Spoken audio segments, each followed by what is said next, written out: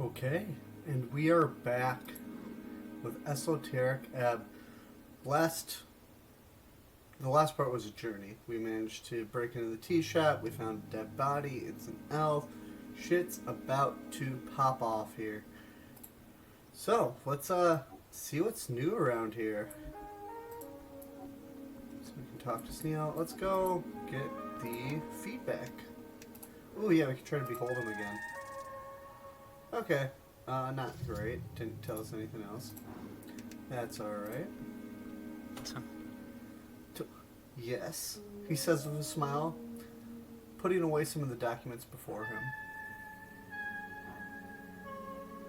Okay. Let's see. Tell me about the dead elf. Yes, cleric. There are a few points to go over. 6 points of interest to be precise. He hands you a piece of paper with the points on them. Tell me which points you wish to go over. Oh boy, you have control. You like this. The goblin groans. Don't give him choices. We'll be here forever. Go from 1 to 6 in order. Begin with the least interesting. That will keep you engaged and more susceptible for information gathering. Start with the most important first. You need to know this. We're just going to go in order. Point 1, the transfer. Yes, it went fine. The body was ruined, of course, but still intact enough thanks to the charring that gentle repose did what it should. I then had a subordinate carry the corpse wrapped in yim silk, a special fiber material. With minor damage, the transfer was complete. Point 2, folk identifier. It's an elf, right? Yes, your preliminary assumptions were very much correct. While even the teeth had been ruined, the fangs presented as clear evidence. This is an Ilum elf, one without horns or other bestial alteration. Point 3 just says sex. Yes, sex. Surprisingly difficult to determine in elven folk. Sex would be nice. Not with anyone in this place, though. Ha, what an opportunity. You should make light of this.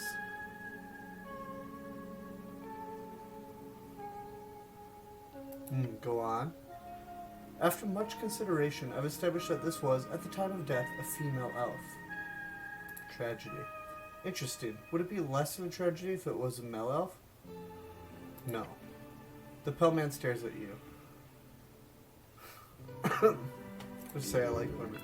A lie. You love women more than your own flesh.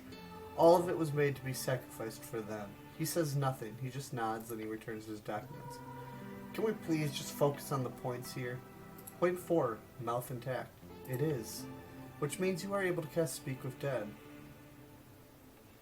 I need some help with that. He nods. I'll see what I can do. Next point. Point 5, Ilum identity. The elf is clearly of Ilum nature. Getting in contact with the embassy would be smart. Or foolish. I'd suggest speaking with Nicholas Darrow, or his Valkyrie. Yeah, that sounds like trouble. That embassy is on the other side of town. Plus, they're not exactly known to be too welcoming to inquiries. Point 6, hands. I found an object within the elf's grasp. However, it had a magic seal on it, causing it to break upon interference. Slowly and deliberately, the pale man shows you some dust in a vial. It was a chain, a gold chain. The esoteric enchantment upon it caused it to survive the explosion. However, it fell apart upon losing contact with its host. Interesting. I apologize for not handling it better. Perhaps I could have gotten more info. Interesting. Very interesting. Indeed. I'm not sure how to look at it further, but it could be good to mention to Lady Sageleaf. Point 7. The cause of death? Fire. The easy answer is usually the correct one. She was incinerated instantaneously. The final shape of the body informs that judgment. I cannot determine if she sustained any minor damage before, but the way she ended up here makes it clear. She was moving until the fire erupted. That is all. Point 8, it says clerical compensation? No such point, cleric. What else? The pale man is learning how to handle you. I have what I need. Right. Good. Now listen. Speak with Dead is a powerful spell. Where can I find it? Straight to the point. Necromancers are rare in the city. Some specialized clerics are taught it, but few are powerful enough to know it innately at 3rd level. However, for lack of a better way to put it, I know a guy. Tell me more about this guy of yours. His name is Bondeval. He is, or was, an Arcanist, a pupil of the Fortress of Verdun, if you believe the rumors. A cursed and evil place you've heard about in stories since you were a child. Surely, this is a necromancer. You can teach me speak with dead? Bondeval is an eccentric fellow. You may find him down in the crypts. Alright, I'll go look for him. If you treat him well, he'll surely share his knowledge with you. Once you're in the crypts, one of the western coffins has a handle that may be rotated. Do so, then pull. His private area will be revealed. So he lives behind a secret door? Yes. That is correct. Once you've learned to speak with dead, return and cast it on the corpse. He leans back. That is all. Anything else you need? I'm not going to tell him about the scarf. Let's see what's else over here. Behold this. Your fate one day. Ooh, what's this? A note next to this that says magic items belonging to the deceased. Bracers of Thievery. Lowers the DC of trifling checks by your proficiency. Okay. Okay, let's go talk to Lady Sageleaf. Let her know what's up.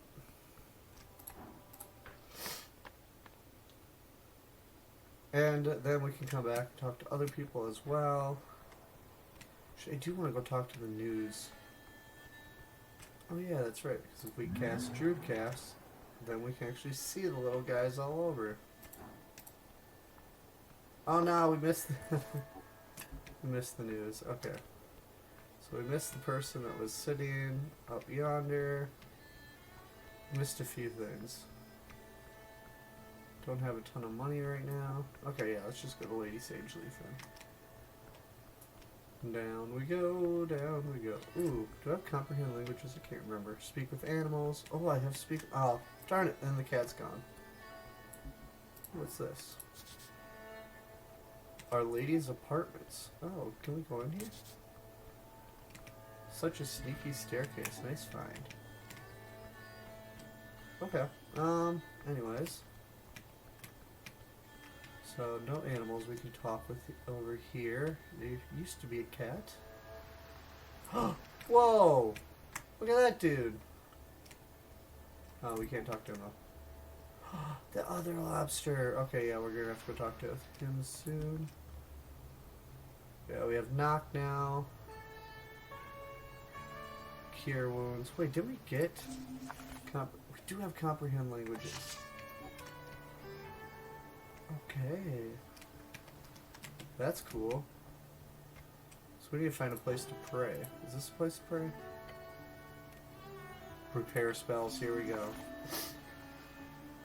So we're going to want comprehend language, cure wounds, speak with animals, knock bark skin, grease, and bless.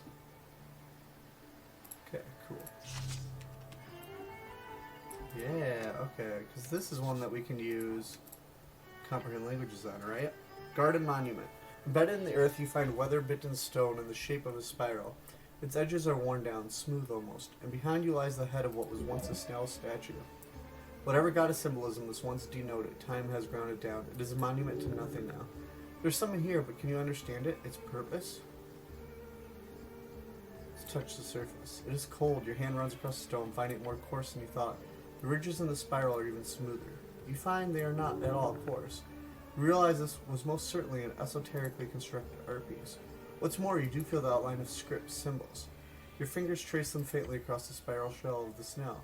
Symbols do not mean anything to you. If you had comprehend languages, you could complete the script just by touching it. Okay, let's do that. Casting the spell infuses your fingers with a tingling sensation. You trace out the symbols on the surface of the rock. These ancient glyphs suddenly rearrange in your mind. You understand it perfectly. Students, brothers, followers, lay down your arms, your soul, your ego. The gates remain open. No god shall close them. Enter reline location. Off your mind. Stay put on the string.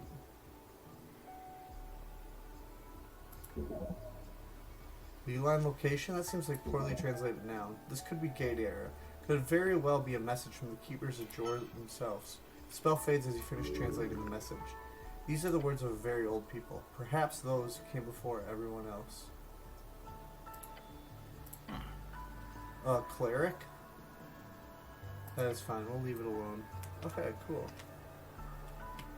Just want to run back up here, make sure there's nothing I'm missing out on. Oh yeah, because if I go...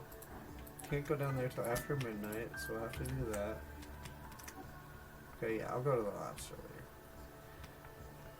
Just backtracking here.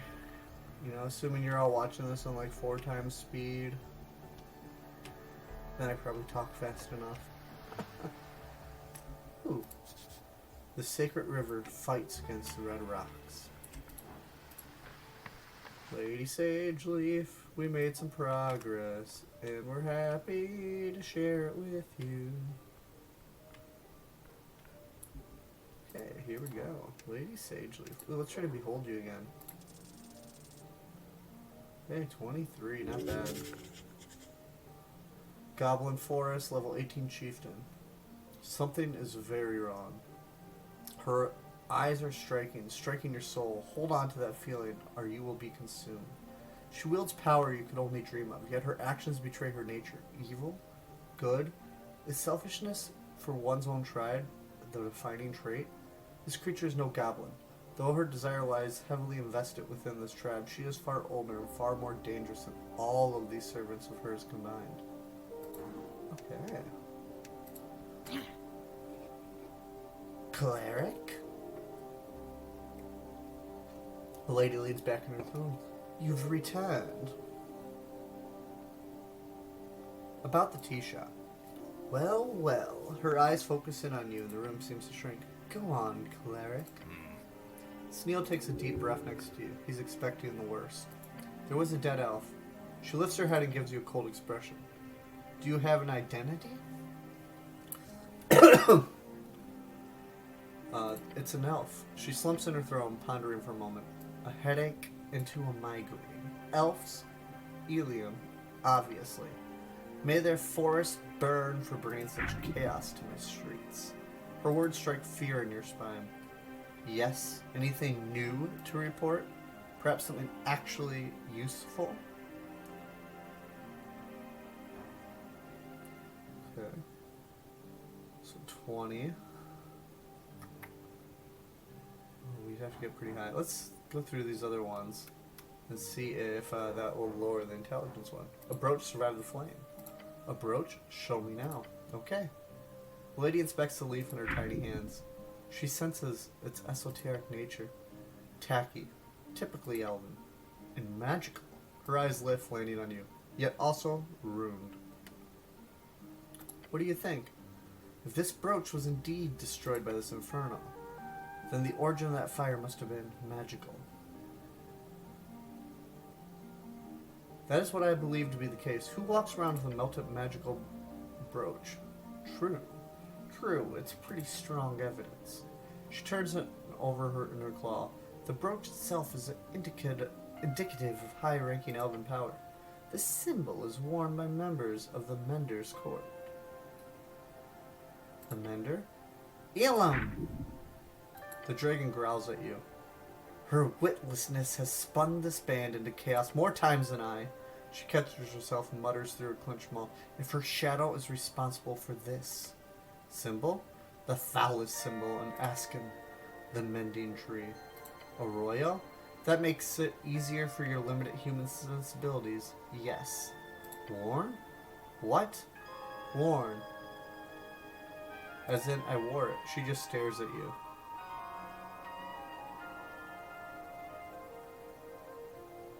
You don't seem to understand. It was worn. I'm asking about the elves who... We're gonna take a break here. He also seems confused. Maybe you should keep arguing. No, they wore it. I did not Sneal. He turns you away from the throne and he says, Stop it. Cease. Reset that head of yours back to 0, okay? Yeah, I don't care. He immediately turns back to Sageleaf with a smile. Ready to continue, my lady? You can keep it. The dragon tosses it down to you with a frown. I do not wish homework anywhere upon my lands. The tea-machine thing was active at the time of the explosion. The tea-machine? He exhales. The tea-machine. It was in the process of brewing tea. We even found some tea leaves inside. Interesting. Considering the shop was closed at the time, that is quite the clue. Perhaps this elf is making tea. Perhaps the elf expected company. That would make sense. One more question. What kind of tea leaves were in the machine? Why is she interested in that? Sneal gives you a glance. Show her the leaves. She takes one sniff at the dry leaves, frowns. You gall. A Cargameshian plant. She's hiding something, but what? Next, what else? Okay, now let's try it. Oh! You open your mouth to speak, nothing comes out, but no matter how you try to spin it, the frown on Lady Sageleaf's face grows darker. The elf had business, and that business caused the explosion. Did it? She groans. Cleric, I don't see how you managed to get a complete picture here. Sneal, make sure he does his job. She makes it sound like you're some idiot the goblin has to drag around. Her words sting. He bows. Apologies, my lady. No excuses. Make it happen. She turns and hisses. He turns and hisses you. Don't fuck this up. Come on, 13, we can do that. 7 plus 2. Yeah! Yes. You go over the details, the broad strokes, putting the events in a clear chronological order. Lady Sageleaf listens patiently as you explain them.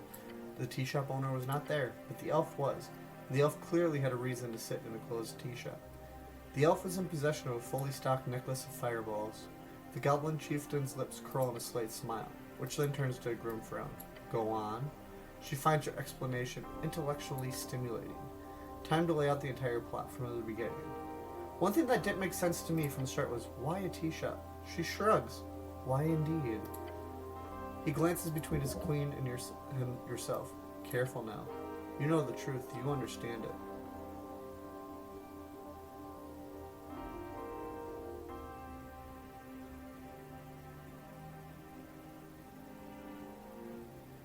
Ooh, what is it? It was an assassin?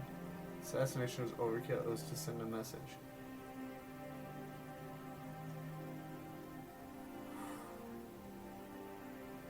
Man, which one was this? Can't remember what we said.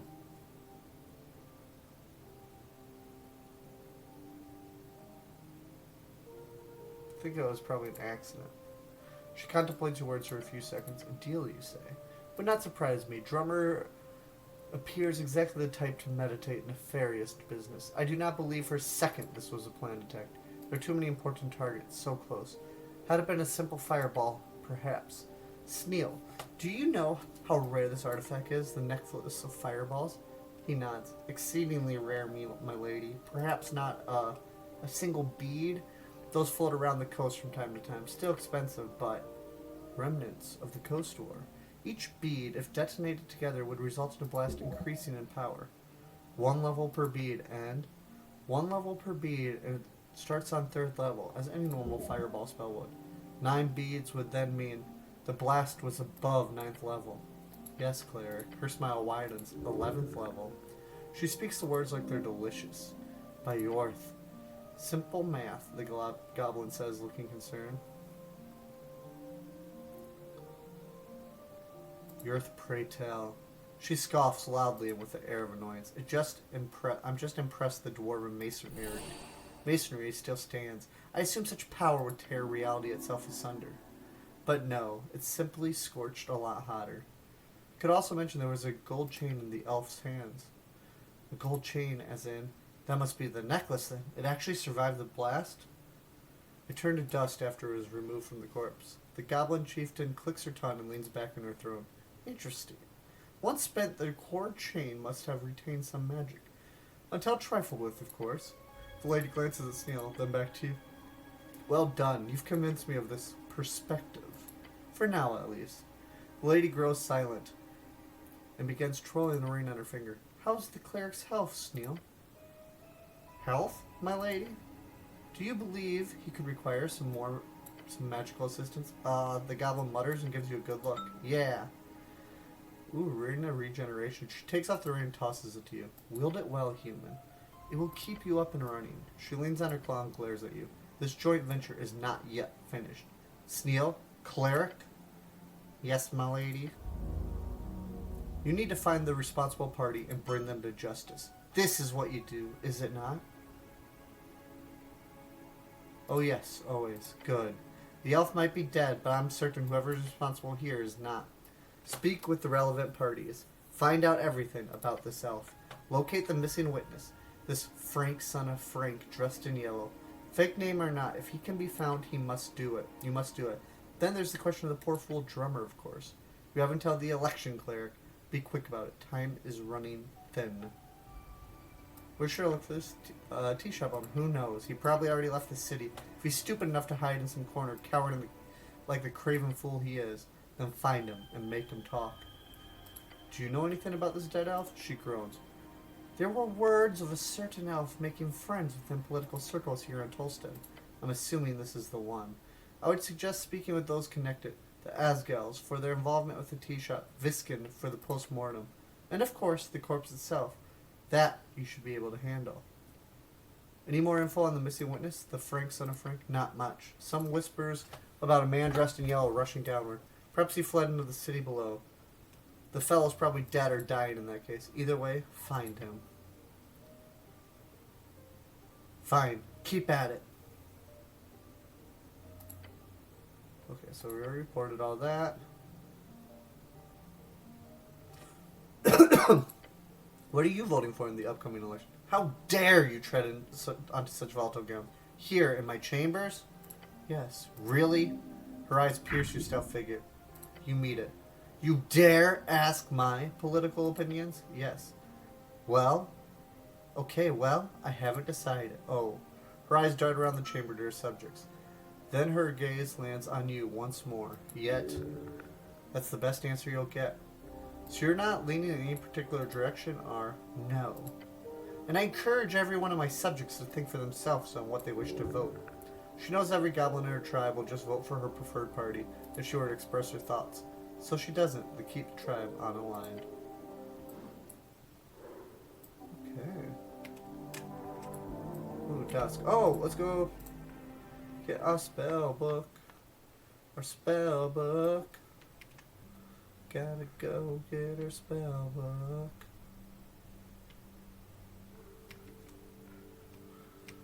Oh my gosh, I'm stuck on a wall.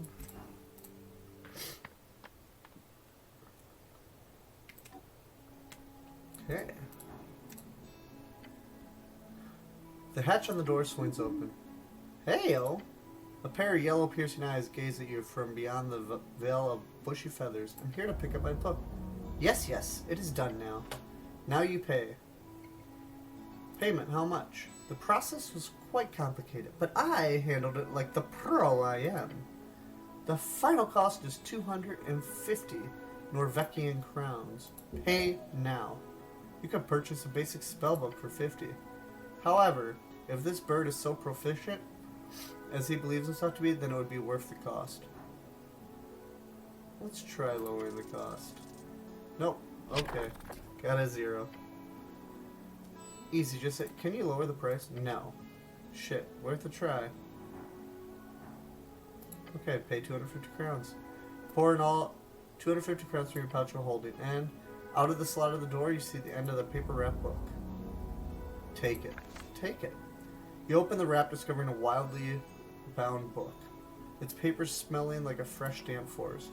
Yet it's easy to use. Opening it reveals a series of primal patterns. It's quite frankly a masterpiece of esoteric delight. It feels tingly to your touch. Extremely esoteric. You are happy, I can see it. The yellow eyes tilt to the side as they peer at you from the slot. Now be on your way, and mention my services to your clerical friends. I am the best, you see. That needs to be known. Will do, General. Anything else before you leave? No.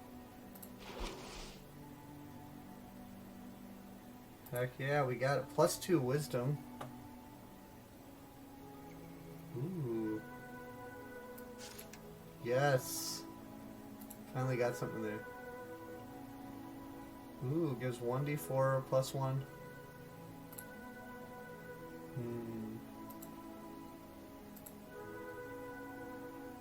I would really like mink. Probably this one.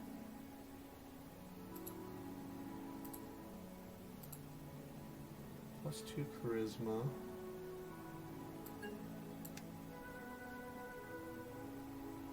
Okay, let's do that. Okay, cool. Oh, we could talk to the griffin now. Heck yeah, let's do that. Oh, wait, we should cast our Dreamcast. Can we talk to these guys now? Okay. Let's call Speak with Animals.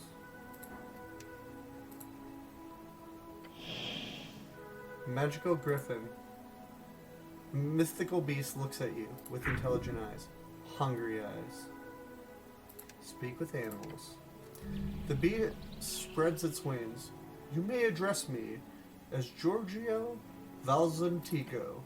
Master Giorgio. If griffins could smirk, he would. Who does this chicken think he is? Greetings, master. Thank you for getting out of my way. Pfft. You're welcome, biped. Now, if I'm in a good mood after my nap, go ahead. Ask me whatever inane questions you might have. How did you get your name, Giorgio?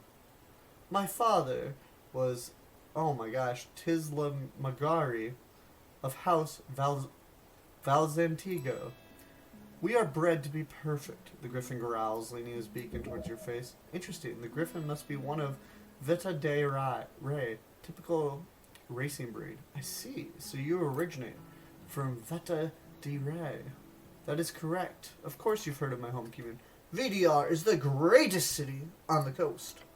The gnomes who live there have served my lineage for over a century and a half. Once I finish this obligation in the West, I will return to rule my house once more. Soon enough. Soon enough. What do you do around here? I handle scouting for the boat bipeds, though they do not hold any interest for my valuable information. Some of the less rugged ones I even move around from time to time. I traveled with one a few days ago, all the way to this strange cold land. In return, I get fed a glorious amount of sustenance, more than you could ever wish for, biped. Who did you fly with here? A biped of your size, approximately. One with a gaudy sense of style. Some type of ground delver of a human, I believe. The type to head down below and not come back up for many, many days. It's sad, really, to be a biped like you. We could find its owner below, then. Who's your owner? Psst, I have no owners, you foolish thing. You need to wrap your mind around a superior being not needing to slave away all day. Learn from me. That would do you good. Okay, that's all for now. The voice disappears from the griffin immediately. Had a good chat? Didn't sound like you were best friends. Wait, what did it sound like to you? You've essentially been squawking for a while now. I would have laughed if the noises coming from the griffin didn't scare the shit out of me. It sounded like you'd be gutted any second. The griffin and I came to an understanding, I think. Sure, let's go before the bird changes its mind. Okay, that was fun. Ooh. Oh yeah, we could come in here before. Ascania reads Lower Toasted. Oh my gosh, we have so many things to see. A spell scroll with a note on it. 4 emergencies. Okay, Agent Vera. The orc stands among fancy furniture. A crackling fireplace lights up her face as you approach. Welcome to the Ascania Reeds Trading Company, cleric. It is the orc lady again. Beware her manipulation. You look lovely. You look lovely to meet you again, Agent Vera. Oh. She blinks thrice and then just nods, ignoring your flub. Yes, of course. Same to you. She walks over to the desk, grabbing a piece of paper. The warehouse below here probably holds a lot of useful stuff. This wonderful free strider lady is the one who decides who comes and goes, so talk her into letting you enter her warehouse. If you ask that, she will think you mean something very different. Well done, handling the dwarfs. Made my life a lot easier at the very least. Anytime. Good! There might certainly be more things we could use a cleric's help with. Now things are a bit busy here. We're currently deep in paperwork with a new partner. But I can always make time for a friend of the Free Strider cause. About the tea shop owner. One greasy bird, but he's good at his job. What about him? Where can I find him? No clue. What do you know about him? He's a Yogu. Speaks through those mimicry voices. We've worked with him in the past. There's some kind of conflict with the ownership of his property at one point with the HWBT. It was resolved.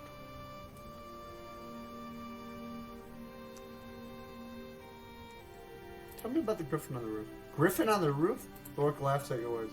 That really sounds like a magazine tale. I swear I've read it at some point. I'm serious. There's a griffin upstairs. Yes. I thought it sounded funny as all. Technically, the griffin is not allowed to use our building as a nest. However, by sheer happenstance, it has become one of the many unofficial and unwritten exceptions around here. I have simply learned to make do, as one does.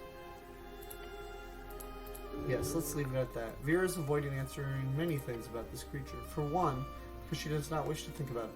For second, because she is not allowed to say anything about its owner. Bureaucratic reason, sure. Hey, can I have that spell scroll over there? Oh, that?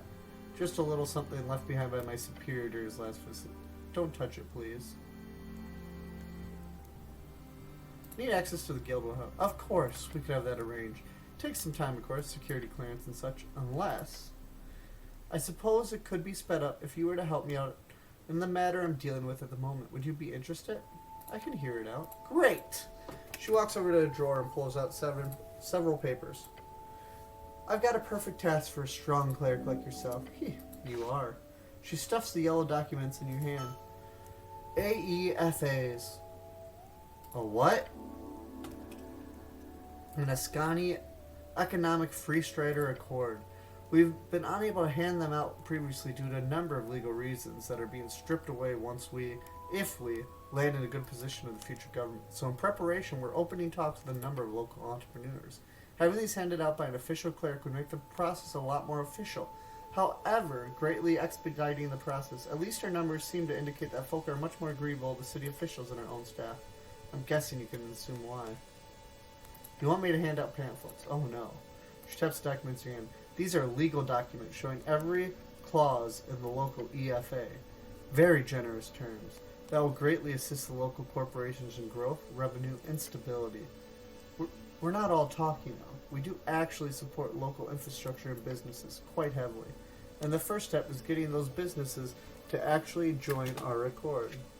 Sorry, y'all. This is one of our cats, Penny, who just likes to come by and say hi.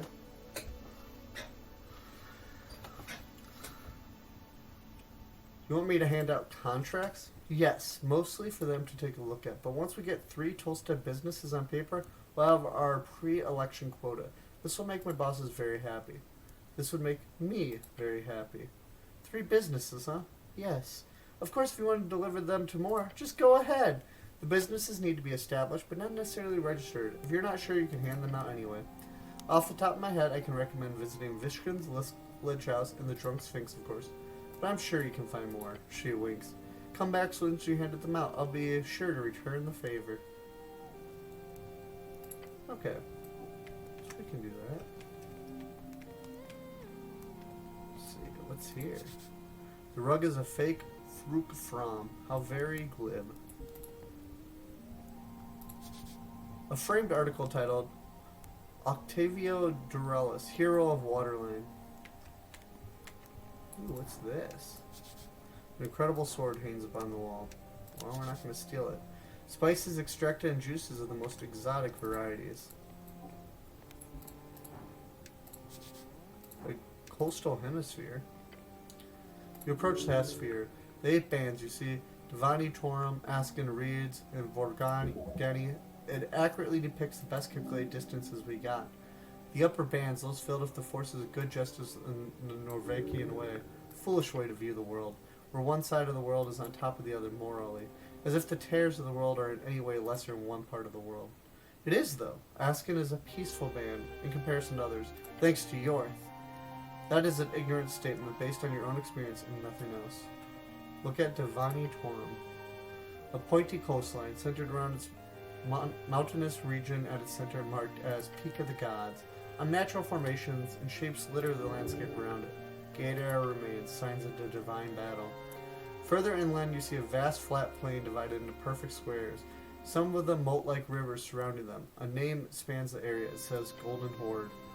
Various city-states are placed along the mountains on the coast. Towns and roads are marked out across the plains. The great and terrible band, where the gods once entered Jor. The old Celestials hold great power here, still with their stagnating states. Their tribute practices and semi-slavery methods have given them a unique position in the post-war coast. That's all for now. We don't want to waste too much time here. I want to go do some dungeon delving, even though day 2 is getting quite late.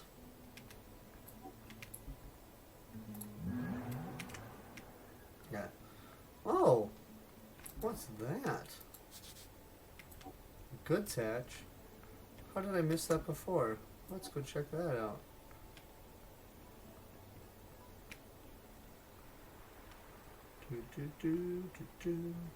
Excuse me, Griffin, thank you.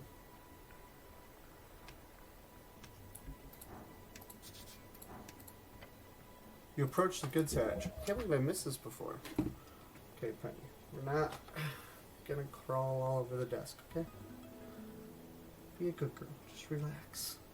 This is a very small goods hatch. This whole building appears to have been repurposed into a warehouse. Otherwise, making it this tiny would have been very silly. Don't think the Free Striders will be too happy with someone sneaking in through the roof.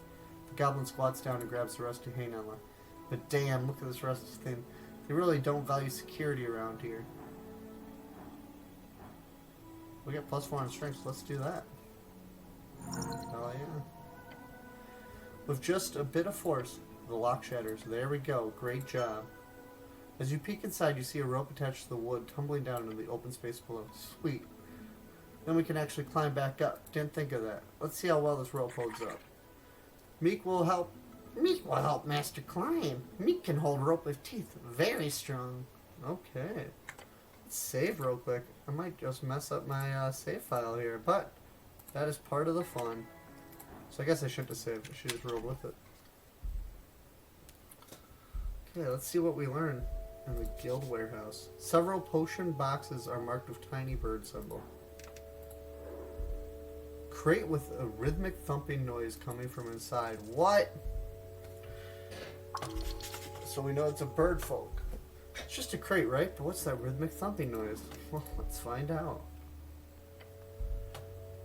You approach one of the many large crates in the warehouse.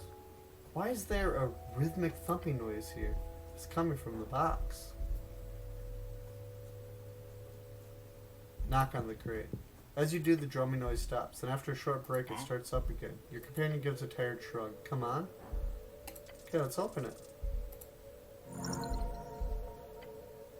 With a tight grip, you press hard. It's difficult. Even the goblin is straining to put his measly body weight into it. But rip open the side of the crate.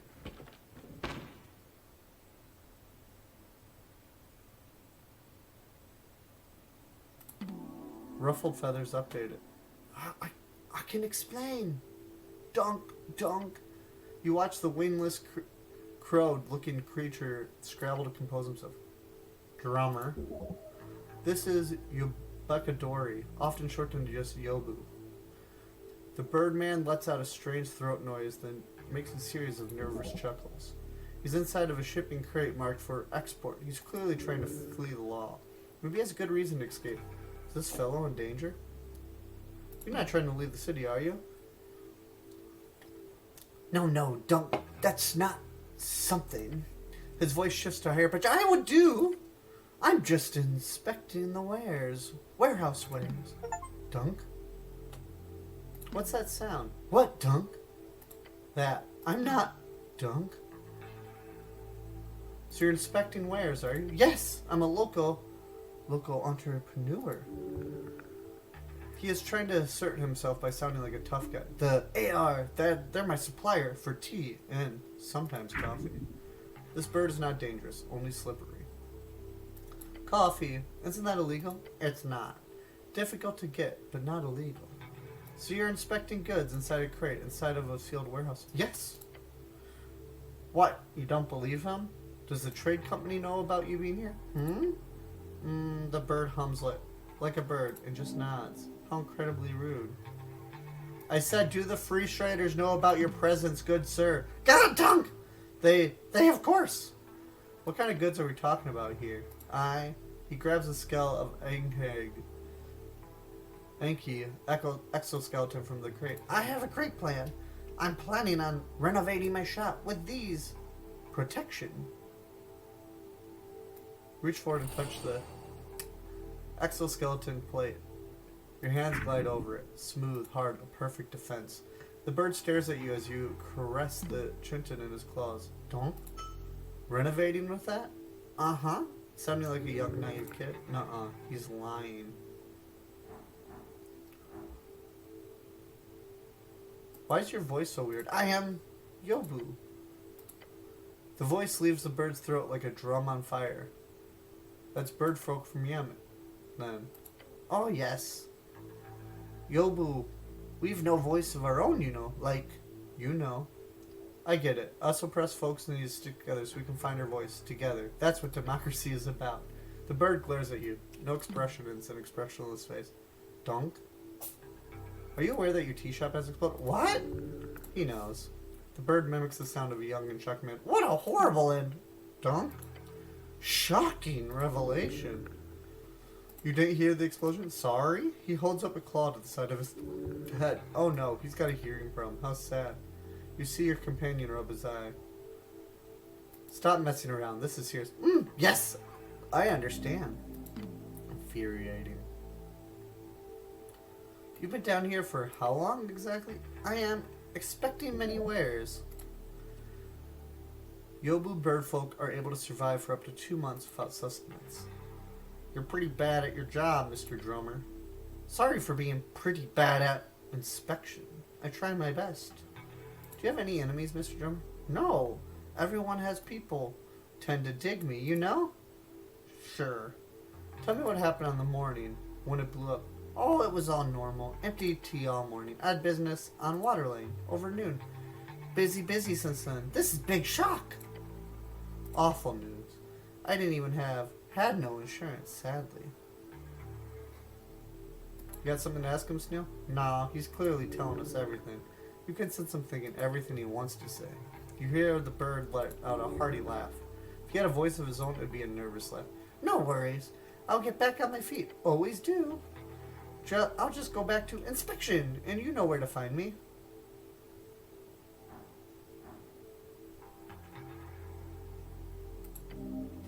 So should I threaten this guy or something else? A push is all he needs, then he'll spill the truth. He's quicker than you. Can you really keep up? Something esoteric? A spell? Don't know. Beware. Failure here will mean debasing yourself. Huh? Let's use grease. You cause a thick sludge of colorful magical grease to erupt around the birdman. Dunk! What the hell, man? Your companion struggles to contain his laughter.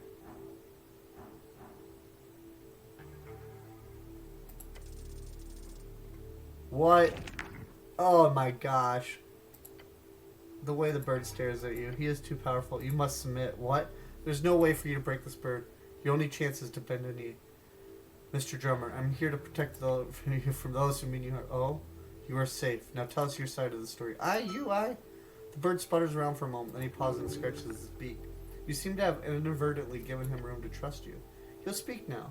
But will it be the full truth? He glances at Sneal. They're after me. Who is? The Free Striders and HWBT. What? Because of some missed rent? And why exactly? He looks distraught again. They forced me. They made me. I didn't have a choice, Dunk.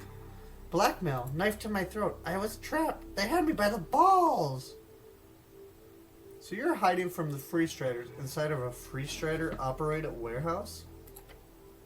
They are scary.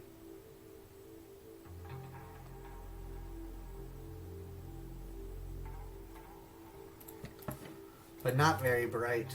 The goblin chuckles. Sneal, the HWBT didn't know about the smuggling stuff, right? Not to my knowledge. No. This sounds entirely like a Free Strider extension. Why are you afraid of HWBT? They will give me punished if they find out my little secret. Dunk. Possibly, the old lady won't take kindly to having a smuggling operation going on right under her nose. How are the Free Striders connected to this? They set it up. They set me up. I had access to the secret tunnel under the temple. They forced me. I had to. What's this got to do with the explosion? Listen, I only ran away to save myself. When T-Shop exploded, You knew beforehand that it was going to explode? No! I was in the warehouse. Here, inspection. I hear Free Striders talking about upstairs. So I hide in here, waiting for Boat to get away from this bloody mess. What's the protocol now? He whispers. Protocol? If he's trying to leave the city, taking his chit rig would be a good start. I'm sure the old lady would love to have a word with him. What's your plan now, Birdman? I will leave, Dunk. I have business in Reeds. Big business. You should really stay and deal with this mess. The bird stares at you looking uncomfortable. And you're sure you told me everything you can? Yes, please. I'm in trouble, but I did nothing wrong. The goblin scoffs. Let me see your paper, citizen. Bird fiddles with his satchel. Worn piece of paper. His claw holds it tight. Citizen's registry. As you hold it up to your helmet, the bird makes the rhythmic thumping noise a few more times. You turn it over in your hands. The paper is thick. It says, Drummer Yemeling, born 01/01/02 PE. Oh, thank you. He nervously glances towards the exit. Should I contain this guy? It would take time to do so. He does not deserve it. Your gut tells you no. Tossing him in the stockade does seem like a good choice, but spending time on that seems stupid. Look to Sneal. He just shrugs. You can go. Oh, thank you. His voice sounds grateful. Since you are so kind. He hands you another note from his satchel. There's a series of numbers on it. Hidden safe in my office. This is a combination. Feel free to take all the shit you want. The contents. I will not return to this establishment. Thank you for your service. I should inform you that Alpha's found dead. He freezes in his steps. Without looking your way, you hear him mimic a shrill voice. Not my problem. Then he keeps walking. Did he know? No, not for sure. But he had a hunch. He figured there was a chance the elf was dead. Just another reason for running. As Birdman leaves the warehouse, you hear a faint rhythmic sound follow him out. Dunk. I wonder what he'll do. Is it okay to have him running around? Not like we got a gel to toss him in. Well, I mean, you do. But then you'd have to go do that. Sounds like a pain just to catch a lying bird. Going all the way to the stockade to do all the paperwork and document all the evidence would take a full day, if you're lucky.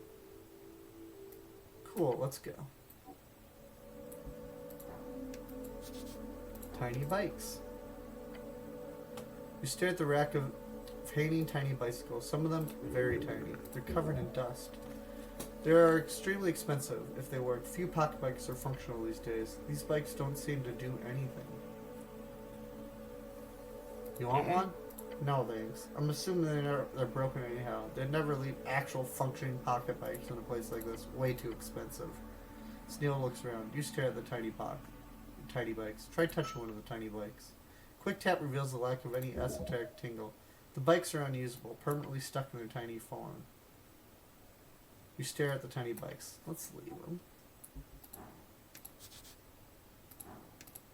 Okay, let's eat a bunch of apples, because why not? HWBTAR.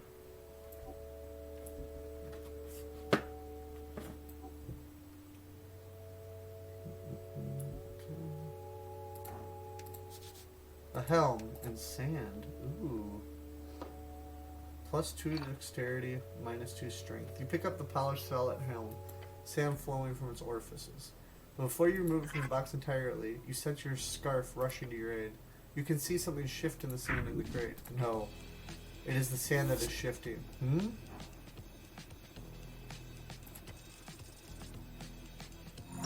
Oh, good, we did it. In a heartbeat or faster, you pull back your gloved hands.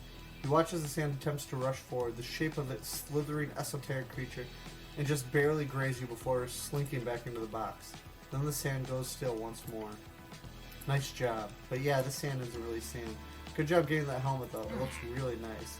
Snail rushes forward with the lid in hand. He shuts it with a satisfying thud. Good gods, I hate mosquito bad. Sand. Yeah, same. Goblin does not respond at first. He simply looks around his size. Be more careful. There's a lot of weird shit in here. Okay, I'll leave this thing alone.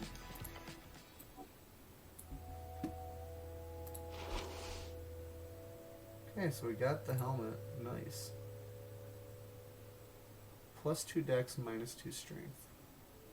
Probably not worth it when we already have one that does -2 charisma, but +1 intelligence and constitution. Bunch of coins hidden here. Well, we always need more coins. Some huge scrolls. Enhance ability. What's that do? Tapping into animalistic spirit energy, you enhance your mental and physical abilities until the spell ends. You gain proficiency in all ability scores. If the ability scores you already have proficiency in, you experience double proficiency bonus. Ooh. Sounds really nice. Ooh, an expensive potion. Oh, we need Mage Hand.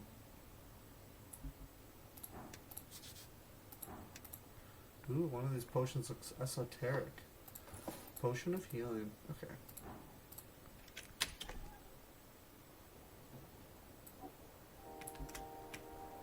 Okay, so it's already 8:30. Okay, I'm gonna go see if that lobster's still over there.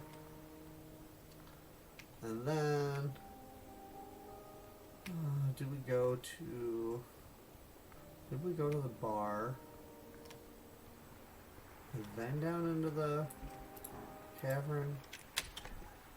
We still don't have Speak of Dead, but we need to go down further to get Speak of Dead. Okay, let's cast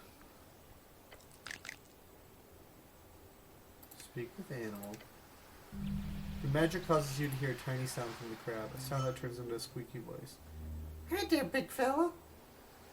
What's it like being a crab? It's great! What do you like about being a crab? I'm not a crab. Haha, funny. I am funny. Thank you. You're welcome. What's your name? I'm Criminy. Cool name. Thanks. Do you have any information for me? Oh, yes, I do. Did you know there's an abundance of worms in the riverbank this time of year? There always is. It's causing me to gain a few pounds. The ladies will love it. That's it. The crab's voice disappears. Hope you had a riveting convo. Now, can we go? Okay.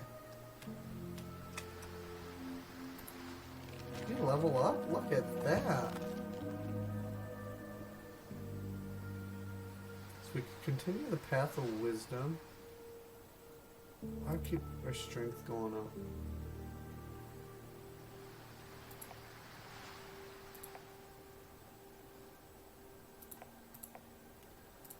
Constitution, get dexterity up, charisma. We should just keep our wisdom going. Just max out that.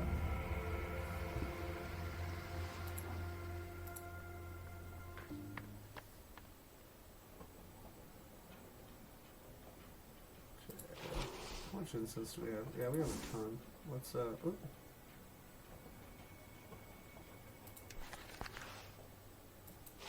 So let's go back to inventory. Oh my gosh. Why am I struggling with this? Consume. Yeah, we can do one more. Up we go. Yep, we approach it, climb the ladder. There we go. Whoa! Where are y'all? Toli Tolpar.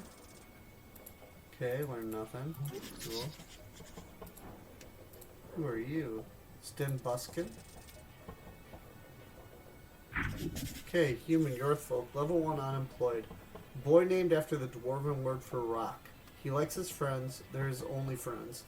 He does have some semblance of opinions around life and love in this city, yet they are not formulated, nor is he verbose enough to express them properly. Oh yeah, this dude. Okay, so I need DT 20 to... Okay, so I didn't learn anything new, that's fine.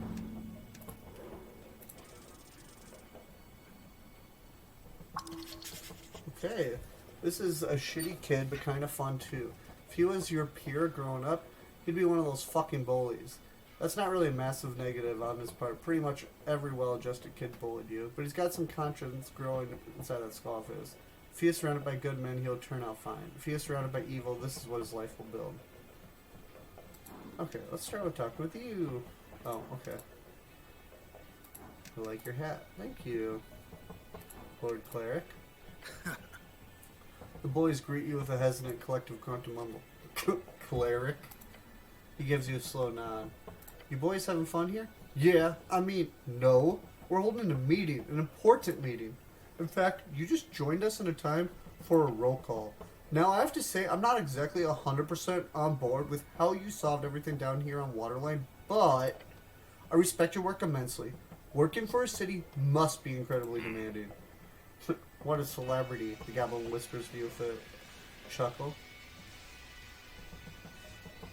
Yeah, I'm amazing. Now do your roll call. Yeah, okay. He glanced at the snail for a second. Alright, Navorkian Resistance members! Thank you for attending today's meeting! Important meeting. Shut up, Goblin, says the lanky kid and sparks a tiny fire from his hand. He laughs. Huh, you think you look cool doing that? Damn child. The magic boy clears his throat.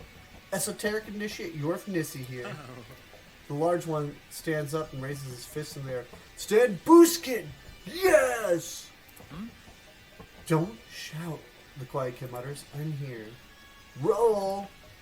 He gives a nervous look at you. Then he mutters, Master of Whispers?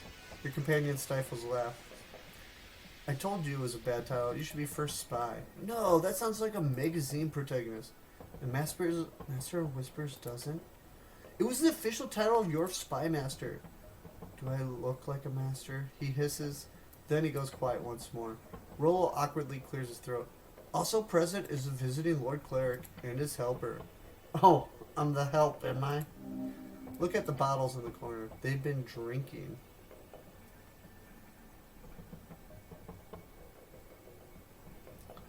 You're the best help, Sneal. Don't worry. Give him a thumbs up. Thank you, Cleric, he says with a tired expression. Glance at the empty bottles. You boys haven't been drinking, have you? Rollo laughs, then shrugs off a rise more. I mean...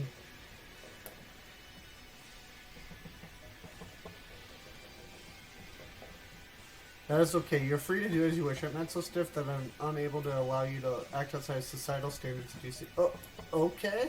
Still whisper you. Scared straight, not dead. Start the damn meeting. He claps his fist to his chest. Meeting begins! The large boy cheers. Sweet. When do we go home? Home? No, we... There's not much to talk about, right?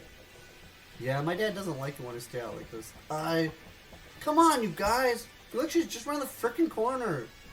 And I've got a mission. Big mission. Like, actually. Mission? Do you mean a quest? Yeah, exactly, a quest. We received word from our contact. You know the short guy with the weird beard? A halfling or dwarf? No, a short human. A resistance movement member? Yeah! We don't have too much info on the other groups. But there's this guy we call Shield Guard. He's in the palace. Probably a cleric. He knew magic and stuff. What are your orders? Just like he told us about the champion printed here in Tolstead, this time he let us know about another problem. An even bigger threat.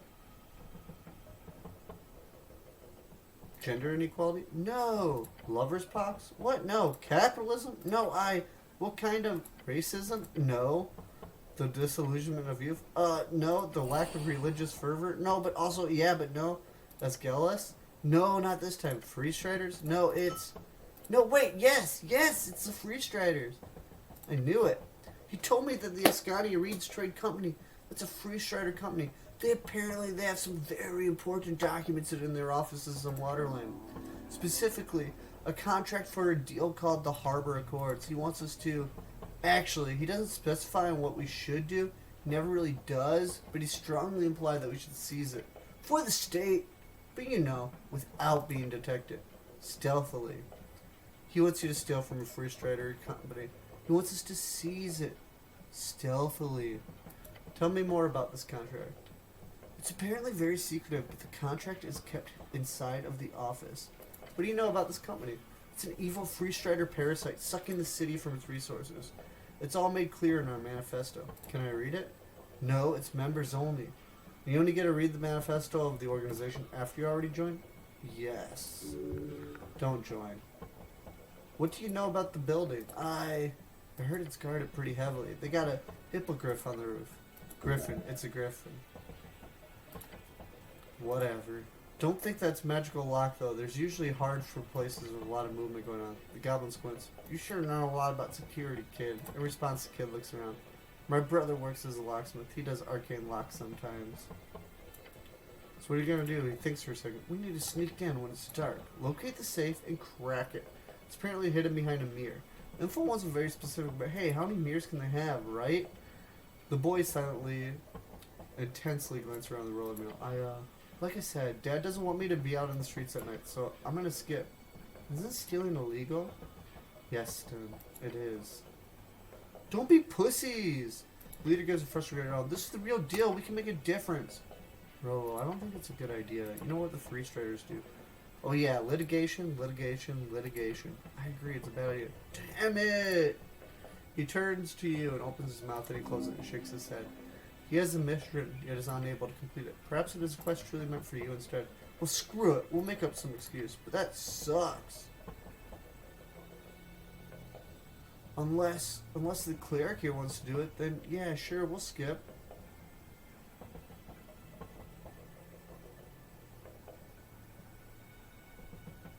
This is an illegal organization conspiring against the city. The large clip perks up. Quiet kid glances between you and Rolo. The lanky kid spawns a weak spark in his hand, looking nervous. What? No, it's not. Yes, it is. No, it's not. But either way, you can't. Yeah, but I'm watching you. Okay.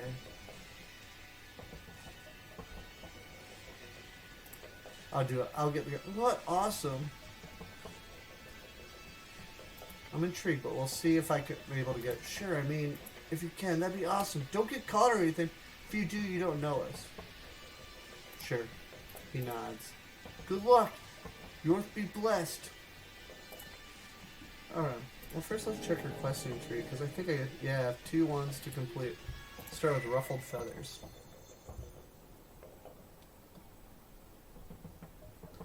So you let the bird go. Gave him his papers and everything. It was the right thing to do.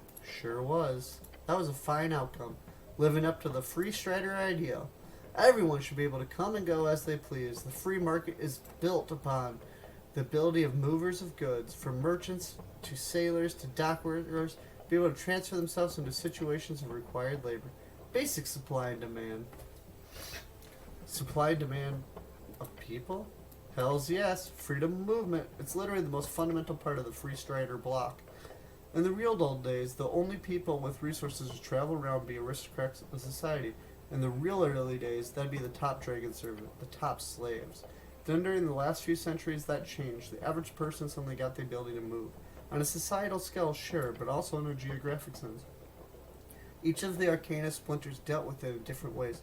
But in general, especially once the Coast War broke out for real, all the borders got real tight. A shoot-on-sight type policy wasn't uncommon. And that shit. Real shit.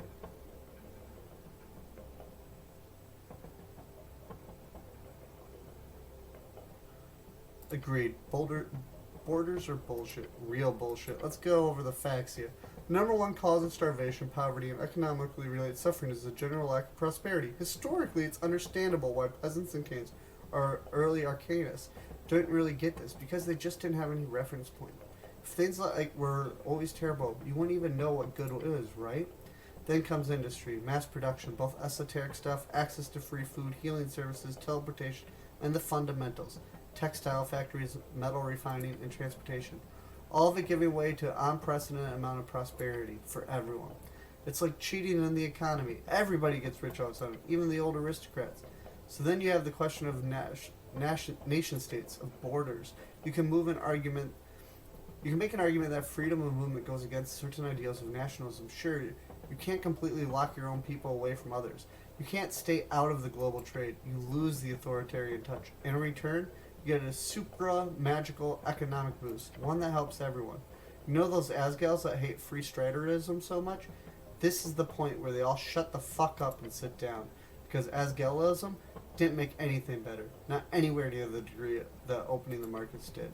And locking down your borders, not allowing trade, people, labor, goods, and services to flow at the behest of the benevolent invisible hand, that's literally like arbitrarily making your people, all your people, objectively less wealthy and probably a lot hungrier just for some dumb ego trip. Thus, immigration is fucking great. And anyone who disagrees is a fucking idiot.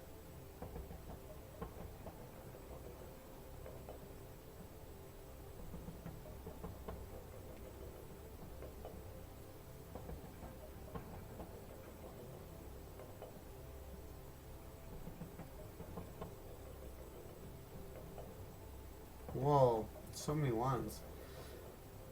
Oh, you know, and again, like, this game is just making me think of real world events. I'm trying to just stay focused on the game, not lecture like I did way back in part 2. So what would my cleric do? My cleric both keeps being a cleric, but also believes in as Gallus. That's what we're role playing right now. Say we should help people in need of sharing our wealth. Ew, you sound so Asgelian. But yeah, that's true too. You get cheap labor, they get not to be oppressed on the other side of the coast. It's a win-win situation. So anyway, yeah, letting Drummer leave, real swell move. Just straight up class act. But you could clearly learn a lot from that bird. He's got that infectious paranoia about him. Oh shit, your stomach's upset. The bird, yeah? Bird is a survivor. That is his legacy. More than that, he really had one hell of a way to handle himself. Ignoring the shitty escape attempt. You know how he danced around your questions? Seriously. Maybe it's a racial thing, but he read the room just as well as he recorded those voices. Honestly, both of those are damn true. Take any lesson you want from him. That bird's got game. And remember, emigration is good. Okay, so let's learn about these. Infectious paranoia. The world could fall apart any second. The walls could implode, your dreams shattered. When this happens, you get ready to run. Leave the city in a crate. Ship yourself to High Z. Whatever it takes to get away from any of those pesky consequences. Advantage on initiative rolls. Ooh, that would be nice. Survival of the fittest. You live through it all. Advantage on death saving throws. Reading the room. You want to say the right thing, right? Make the right choice. Maybe might help to have a quick glance around the room first. Advantage on behold checks. I think I'm going to do infectious paranoia. This will honestly keep you alive. Real smart choice. Cool. Okay, we got another one to do. I get advantage on initiative, which is awesome.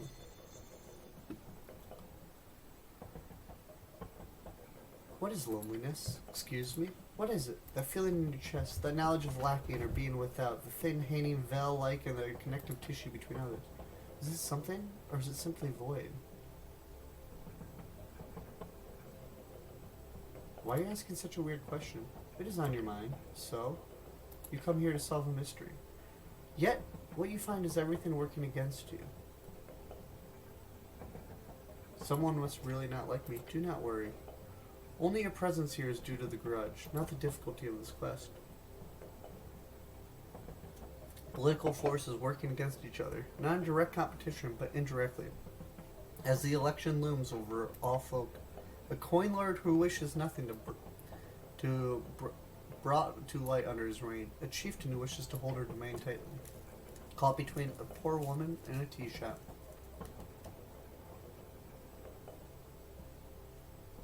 I'm well on my way to deal with this already, just gotta make it a bit further. That is true. For you, despite these tribulations, it has proven a revitalization, a return to form. This last year has been terrible. It's been fucking awful. But now, you are on your way to handle it all. And thanks to Sneal. Yes, his presence is good in your life. He is potentially a friend. A friend. Friendship is not necessary, nor is beauty, nor is love. They do not help you survive this world. Rather, each of those things give value to survival. So the empty hole in your chest does not open up as wide at the end of your next quest. When the silence of your tower office or room at your mom's apartment does not engulf you quite so suddenly and hastily. But then you can ask yourself another question. What is tea, really? Are you shifting the topic again? A warm liquid, filtered through leaves of various distinguished plants, may be served to free-spirit youthful folk of common cloth, a drink of the post-war era.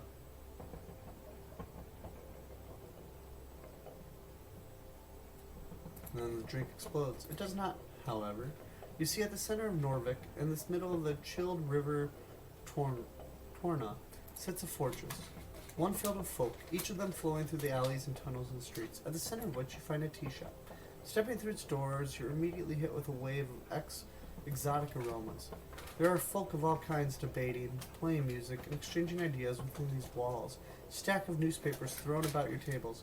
Behind the counter you see a dark feathered creature serving freshly brewed cups. This is a tea shop. There are many like it in Norvik. There is nothing special about this one, apart from the fact that this one blew up. I used to love tea shops. It's the best years of your life. It was the closest you ever came to having real friends. Most of it spent drinking halfling tea and Dagvarby with people. Oh, shut up. They used you. Are you the one who was always going on about exploited labor? Well, that's you, a lonely kid tricked into pushing dwarf propaganda, that's all. It's not so simple. They were also kids. Myron, she was trying to... You don't need them. Nothing to cry over. Nothing lost. Everything gained, however. If you hadn't gotten arrested, you never would have joined the Earth Guard. It was destiny, a group of Asgelis turning on each other, running to the hills to survive. It builds character. Keep this goblin at arm's length. You don't know where he's been, or what his intentions are. You will make it as a lone cleric against this world, as always. No, don't push him away. You gotta reel him in, just like everyone else. Your main problem from the beginning has been one thing, honesty. You keep showing your true colors. Nobody likes that. Keep it friendly. Keep it light. Everyone should enjoy your company. They can enjoy your company without it being a winning game. But if they enjoy your company, you win. Everyone wins, including you. Ignore this idiocracy. Focus on your spells, learning, retaining knowledge, and applying it during your downtime. Become an even greater master of memorization. So, lone cleric, you're a man, you don't need friends. Taking a short rest means kneeling down in the dirt, a fist placed upon your chest, your brow dripping, pearls of sweat falling down upon your bulging pecs in the dark, alone, by yourself, flying solo. You don't need friends, you're a man. Master Memorizer. Normally your absolute genius allows you to recover a spell slot during whatever breathers you take. Focus on this. The rest is useless. During your short rest, you restore 2 random spell slots instead of run. Ooh. Sneal is a good person. You enjoy his company. Just his presence during your breather is enough to make you feel good at heart. The feeling is somewhat neutral. Who cares what he thinks? You seriously need to learn how to make friends. For real. This includes manipulating them into actually sticking around. During short rests, always roll hit die with advantage. Sneal also gains extra proficiency in his initiative rolls. Ooh. Okay, let's do this. And you're dumb. No, you're not. A relationship is what you make it. If you assume it to be a cold calculation, then this is what you get. Sweet, good deal. Well, we're gonna go friendly company. You'll be a great friend, a true friend, and so you shall remain. Oh, perfect. Okay.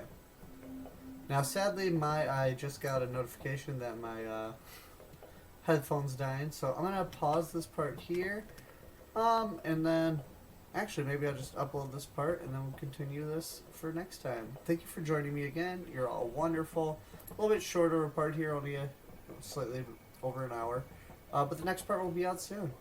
Have an amazing day. Take care, y'all. Thank you again for joining me on this journey. It's been really fun reading through this all. It's forcing me to slow down and really take in the world a bit. And what a world this is. Just a phenomenal game so far. Thank you for joining. Have an amazing night.